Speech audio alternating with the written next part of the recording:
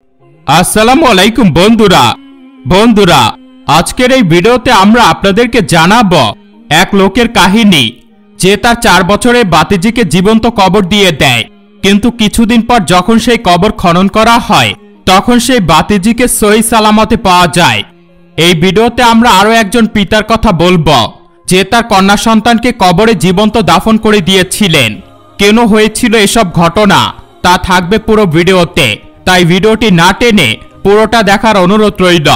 আর আপনারা যারা এখনো ভিডিওতে লাইক করেননি একটি লাইক করুন, আর আমাদের চ্যানেলটিকে যারা সাবস্ক্রাইব করেননি তাদের সবার কাছে অনুরোধ আমাদের চ্যানেলটিকে সাবস্ক্রাইব করবেন এবং পাশে রাখা বেল আইকনটি অন করুন। তো চলুন ভিডিওটি শুরু করা যাক। বন্ধুরা, এক লোক তার বাতিজিকে, যে আল্লাহর পক্ষ থেকে একটি রহমত, তাকে 15 দিন কবরের ভিতর দাফন করে রাখে জীবন্ত অবস্থায়। মেয়েটির মা তার জন্মের পরপরই মারা যায়। সে শুধুমাত্র 4 বছরের একজন শিশু ছিল। তার মায়ের মৃত্যুর পর সেই জালিম সমাজের লোকদের হাতে পড়ে যায়। জালিম লোকটি তাকে কোলে করে কবরস্থানে নিয়ে আসে। লোকটা তাকে কবরস্থানে জীবন্ত পুঁতে ফেলে সেখান থেকে পালিয়ে যায়। এরপর প্রায় প্রতি রাতেই কবরের নিচ থেকে আওয়াজ আসত। লোকজন শুনলেও মনে করত নিশ্চয়ই কারো কবরে আযাব হচ্ছে, তাই ব্যাপারটাকে অতটা গুরুত্ব দিত না। নিজেরা নিজেদের কর্মের জন্য তওবা করে সামনে হেঁটে যেত।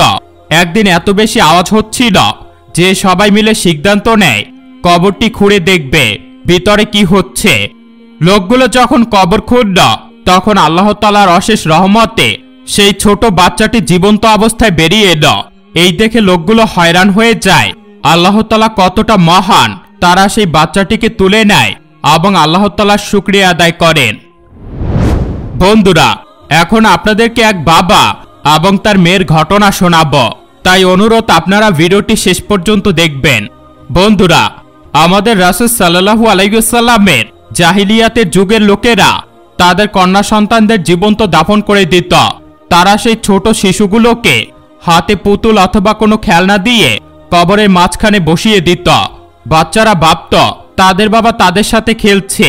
এরপরে সেই লোকেরা তার উপরে মাটি চাপা দিয়ে তাকে জীবন্ত কবর দিয়ে দিত। রাসূল সাল্লাল্লাহু আলাইহি ওয়াসাল্লামের যুগের এক লোক একদিন রাসূলের সামনে বসে খুব কাঁদছিল। রাসূল সাল্লাল্লাহু আলাইহি ওয়াসাল্লাম তাকে তার কান্নার কারণ জিজ্ঞেস করলেন।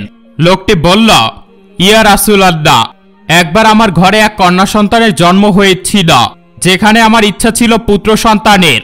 আমার দ্বিতীয় সন্তানও হয় পুত্র সন্তান।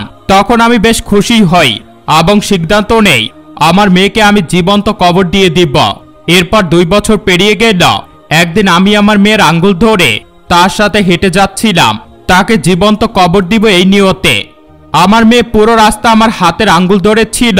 সে বেশ খুশি ছিল এই ভেবে যে সে তার বাবার সাথে বাইরে ঘুরতে যাচ্ছে। আমার মেয়ে পুরো রাস্তা খুশিতে গদগদ হয়ে আমার সাথে গল্প করতে করতে হেঁটে যাচ্ছিল। তার মুখে যেন কথার খই ফুটছিল। কবরস্থানে পৌঁছানোর পর আমি তার জন্য একটি জায়গা নির্ধারণ করি যেখানে আমি তাকে দাফন করব। আমি 2 হাত দিয়ে কবরে মাটি সরাচ্ছিলাম কবর খনন করার জন্য। আমাকে এই কাজ করতে দেখে আমার মেয়েটাও এগিয়ে আসে এবং তার ছোট ছোট হাত দিয়ে আমাকে কাজে সাহায্য করে। ইয়া রাসূলুল্লাহ, ওই দিন আমি সাদা কাপড় পরেছিলাম, তাই কবরে মাটি সরাতে গিয়ে আমার কাপড়ে মাটি লেগে গিয়েছিল। আমার মেয়ে তার নিজের কাজ বন্ধ রেখে আমার গায়ে লেগে থাকা ময়লাগুলো ছাড়িয়ে দেওয়ার চেষ্টা করছিল। এদিকে আমি তার মৃত্যুর কূপ খনন করছি আর সে আমার গায়ের ময়লা পরিষ্কার করে দিচ্ছে। আমার কবর খনন করা হয়ে গেলে আমি আমার মেয়েটাকে কবরের মাঝখানে বসিয়ে দেই এবং তার হাতে একটা পুতুল ধরিয়ে দেই। সেই পুতুলকে হাতে নেওয়ার পর আমি তার উপর মাটি ছুঁড়ে দিতে শুরু করি। আমার মেয়ে এই কাজ করতে দেখে নিজেও তার গায়ে মাটি টেনে দিতে শুরু করে। সে মাটিগুলো নিজের উপরে টেনে নিচ্ছিল এবং খুশি মনে হাসাহাসি করছিল। আসলে সে এটাকে একটা খেলা মনে করেছিল। সে ব্যাপারটাকে খুবই স্বাভাবিকভাবে নিচ্ছিল, কিন্তু আমি তো মনে মনে এটাই দোয়া করছিলাম যে, হে আল্লাহ, আমার মেয়ে না, আমার ছেলে চাই, আমাকে আপনি ছেলে দিন। আমি দোয়া করতে থাকলাম এবং সর্বশেষ আমার মেয়ের পুরো শরীর দাফন করে দিলাম। যখন আমি তার মাথার উপর মাটি ছুঁড়ে দিতে শুরু করলাম তখন মেয়েটি আমার দিকে কিছুটা ভয়ের দৃষ্টিতে তাকিয়ে বলল, বাবা, আপনার উপর আমার জান কোরবান, আপনি আমাকে এভাবে দাফন করছেন কেন? এ কথা শুনে আমি আমার বুকে পাথর চাপা দিয়ে আরো দ্রুত আমার মেয়ের উপর মাটি চাপা দিতে শুরু করলাম। আমার মেয়ে পুরো ঘটনা তাকিয়ে তাকিয়ে দেখল এবং সজোরে কান্না শুরু করল আর এখান থেকে বাঁচার জন্য দোয়া করল।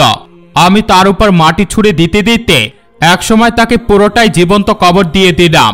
বন্ধুরা, এটা ছিল সেই লোক যে রাসূল সাল্লাল্লাহু আলাইহি ওয়াসাল্লামের দরবারে এসে এভাবে কান্না করছিলেন এবং নিজেই নিজের কপাল চাপড়াচ্ছিলেন। তার এই সমস্ত ঘটনা শুনে রাসূল সাল্লাল্লাহু আলাইহি ওয়াসাল্লাম নিজেও কেঁদে দিলেন। রাসূল সাল্লাল্লাহু আলাইহি ওয়াসাল্লাম বললেন, যে লোক তার নিজের কন্যা সন্তানকে স্বীকৃতি দিতে পারে না সে আমার উম্মত না। এমন ব্যক্তিকে আল্লাহ তাআলা কখনো ক্ষমা করবেন না। একদিন রাসূল সাল্লাল্লাহু আলাইহি ওয়াসাল্লাম তার বৈঠকখানায় বসেছিলেন। তখন সেখানে এক লোক এসে উপস্থিত হল এবং বলল, হে রাসূলুল্লাহ সাল্লাল্লাহু আলাইহি ওয়াসাল্লাম, আমি কি ক্ষমা পাওয়ার যোগ্য? রাসূল সাল্লাল্লাহু আলাইহি ওয়াসাল্লাম বললেন, তোমার কি এমন গুনাহ যার জন্য তুমি ক্ষমা চাইছ? লোকটি বলল, আমার গুনাহ অনেক বিস্তৃত, এতটাই বিস্তৃত যা এটা আসমান এবং জমিনকেও ছাড়িয়ে যাবে। এবার বলুন রাসূল সাল্লাল্লাহু আলাইহি ওয়াসাল্লাম, আমি কি ক্ষমা পাওয়ার যোগ্য? রাসূল সাল্লাল্লাহু আলাইহি ওয়াসাল্লাম বললেন, তুমি এমন কি গুনাহ করেছ যা আসমান ও জমিনের চেয়েও বড়?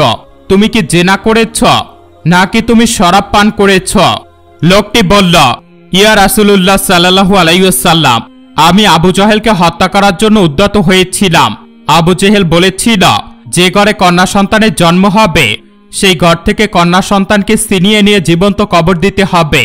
ইয়া রাসূলুল্লাহ সাল্লাল্লাহু আলাইহি ওয়াসাল্লাম, আমার বিয়ের 14 বছর অতিক্রম হয়ে গেছে।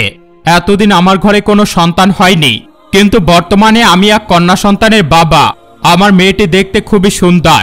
তাকে দেখার পর আমার স্ত্রী বলেছিলেন, আমার মেয়েটি এত বছর পর আল্লাহ তাআলার কুদরতেই আমার ঘরে এসেছে। আমি কিছুতেই তাকে জীবন্ত দাফন করতে দেব না। যদিও আমাদের এলাকার নিয়ম ছিল কোনো ঘরে কন্যা সন্তান রাখা যাবে না, তবু আমরা স্ত্রী মিলে সিদ্ধান্ত নিয়েছিলাম আমরা কোনোভাবেই আমাদের কন্যা সন্তানকে জীবনযাপন করতে দিব না। প্রায় 8 বছর পেরিয়ে গেল আমরা তাকে লুকিয়ে রেখেছি, কিন্তু এই 8 বছর পর আমার মেয়েটা হাঁটা চলা শুরু করেছে। আমি আমার এই মেয়েকে বড্ড ভালোবেসে ফেলেছি। যখনই সন্ধ্যায় আমি কাজ থেকে বাড়িতে ফিরি এবং আমার মেয়ে আমার বুকে এসে ঝাঁপিয়ে পড়ে, তখন আমার সারাদিনের ক্লান্তি দূর হয়ে যায়। তার 5 বছর পর্যন্ত আমরা তাকে লুকিয়ে রাখতে সক্ষম হয়েছিলাম, কিন্তু একদিন আবু জেহেল আমার মেয়েটিকে দেখে ফেলে। আবু জেহেল আমাকে বলে, তোমার ঘরে আমি একটা কন্যা সন্তান দেখেছি। যদি তোমরা দুজন স্বামী স্ত্রী মিলে তাকে জীবন্ত দাফন না করো তাহলে পরদিন আমার লোকেরা এসে তোমাদের গ্রেফতার করবে। এই কথা শুনে আমি ভয় পেয়ে যাই। এরপর আমি আমার মেয়েকে জীবন্ত দাফন করার সিদ্ধান্ত নেই এবং ঘরে ফিরে আসি। আমি আমার সিদ্ধান্তে অটল ছিলাম, যে করেই হোক আমি আমার মেয়েকে জীবন্ত দাফন করব। এই ব্যাপারে আমি তার মাকে কিছুই জানাইনি, তবে আমি তার মাকে বলেছিলাম মেয়েকে তাড়াতাড়ি তৈরি করে দাও, তাকে আমি তার মামার ঘরে রেখে আসব, কারণ আমাদের মেয়ে আবু জাহেলের নজরে পড়ে গেছে। এর আগে আবু জাহেল আমাদের ঘরে এসে মেয়েটিকে নিয়ে যায়, তার আগেই আমরা আমাদের মেয়েটিকে তার মামার বাড়িতে নিশ্চিন্তে রেখে আসি। এই সময় মেয়ের মা ভয় পেয়ে যায়। সে তাড়াতাড়ি আমাদের মেয়েকে তুলে নিয়ে গোসল করায়, তাকে সুন্দর পোশাক পরায়, তাকে সুন্দর করে ওড়না জড়িয়ে দেয় এবং তার চোখে সুরমা লাগিয়ে দেয়। এরপর আমি আমার মেয়েকে কোলে তুলে নিলাম এবং ঘর থেকে বেরিয়ে যাওয়ার মুহূর্তে সাথে করে কোদালটাও নিয়ে গেলাম। আমার মনের ভিতরে কালো আদার বাসা বেঁধেছিল। আমি মেয়েকে নিয়ে জঙ্গলের দিকে চলে গেলাম। তাকে পাহাড় এবং জঙ্গলের দিকে নিয়ে যাওয়ায় সে কিছুটা ভয় পেয়ে আমাকে জিজ্ঞেস করল, বাবা আপনি আমাকে কোথায় নিয়ে যাচ্ছেন? তখন আমি মেয়েটার গালে চড় বসিয়ে তাকে চুপ করিয়ে দিলাম। মেয়েটা চড় খেয়ে ভয়ে চুপসে গেল। তাকে পাহাড়ের একপাশে বসিয়ে আমি কবর খুঁড়তে শুরু করলাম। মেয়েটা এবার আমাকে জিজ্ঞেস করল, বাবা আপনি এখানে গর্ত করছেন কেন? আমি আমার নিজের মনে পাথর চাপা নিয়ে নিজের কাজ চালিয়ে যেতে লাগলাম। গর্ত করা হয়ে গেলে আমি আমার মেয়েকে সেখানে বসিয়ে দিলাম। আমার মেয়ে তখন ঢুকলে কেঁদে উঠে বলল, বাবা আপনি যদি আমাকে জীবন্ত কবর দিয়ে দিবেন তাহলে সেটা আমার ঘরে বললেও পারতেন। আমি মাকে শেষবারের মতো একবার সালাম দিয়ে আসতাম। এই ঘটনার এই পর্যায়ে রাসূল সাল্লাল্লাহু আলাইহি ওয়াসাল্লাম কেঁদে দিলেন। চোখের পানিতে তার দাড়ি মোবারক ভিজে গেল। উপস্থিত সকল সাহাবীরা কেঁদে দিলেন। যেই লোক এই ঘটনা বর্ণনা করছিলেন তিনি নিজের কপাল চাপড়ে চাপড়ে কান্না করতে লাগলেন। লোকটা বলল, ইয়া রাসূল সাল্লাল্লাহু আলাইহি ওয়াসাল্লাম, আমার মেয়েকে দাফন করে আসার পর থেকে আমি এই 40টা দিন আর ঘুমাতে পারিনি। প্রতিদিন রাতে আমার মেয়ে আমার স্বপ্নে আসে এবং বলে, আব্বাজান, যখন রোজ হাসরের ময়দানে আমি আল্লাহর সামনে দাঁড়াবো তখন আমার হাতে থাকবে আপনার করা এই গুনাহের হিসাবটি। আজকে 40টি দিন হয়ে গেল, আমার চোখে কোনো ঘুম নেই। ইয়া রাসূল সাল্লাল্লাহু আলাইহি ওয়াসাল্লাম, আমি তো অনেক বড় পাপ করে ফেলেছি, এই পাপের কি কোনো ক্ষমা আছে? সবকিছু শুনে রাসূল সাল্লাল্লাহু আলাইহি ওয়াসাল্লাম বললেন, তুমি অনেক বড় গুনাহ করেছ। তুমি এত বড়ই গুনাহ করেছ যে তুমি আসমান এবং জমিন দুটোকেই নামিয়ে দিয়েছ। তোমার মনে কি একটু দয়া হয়নি? যখন সেই বাচ্চাটা কাঁদছিল তখন কি তোমার মনে হয়নি তোমার হাত দুটোকে থামানো উচিত? যখন তুমি তার উপরে মাটি ছুঁড়ে মারছিলে তখন কেন তোমার একটু দয়া হয়নি? হে আমার উম্মত, আল্লাহ তাআলা আমাকে এই দুনিয়াতে রহমতের একটি ছোট অংশ হিসাবে পাঠিয়েছেন। যদি তুমি খাস দিলে আল্লাহর দরবারে ক্ষমা চাও এবং আল্লাহর সত্য কালেমা পাঠ করে নিজের ভুলগুলো স্বীকার করে নাও, তাহলে পরওয়ারদিগার যে অসীম রহমত এবং ক্ষমার মালিক, তিনি তোমাকে ক্ষমা করে দিবেন। এরপর রাসূল সাল্লাল্লাহু আলাইহি ওয়াসাল্লাম বয়ান দিলেন, আমার উম্মতের মধ্যে যাদের ঘরে কন্যা সন্তান হবে এবং তারা তাদের কন্যা সন্তানকে নিষ্ঠার সাথে লালন পালন করে একজন সৎপাত্রের সাথে বিবাহ দিবে, তার জন্য আমি জান্নাতে একটি বাড়ি নির্মাণের সুসংবাদ দিয়ে দিলাম। তো বন্ধুরা, আজকের এই ভিডিওটি আপনাদের কেমন লাগলো?